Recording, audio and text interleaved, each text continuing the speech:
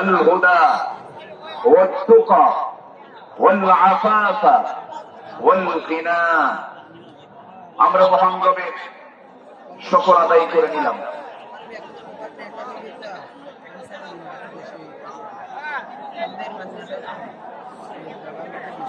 সম্মানিত হাজিরিন, আমি লক্ষ্য করছি আমার বামে এবং ডানে যারা ভলেন্টিয়ার আছেন, মেহেরবানি করে কোনো কথা না বলি। এই তাফসীর মাহফিলে কথা বলার অনুমতি কয়জনের বলেন তো? একজন। মসজিদে কথা বলে কয়জন? একজন। যদি আপনিও কথা বলেন তাহলে মাহফিল আর মাহফিল থাকবে না, মাহফিল বাজার হয়ে যাবে। এই জন্য আমি সবার কাছে করজোড়ে মিনতি জানাই, তাফসীর মাহফিলে এসে যদি আপনি শৃঙ্খলা ভঙ্গ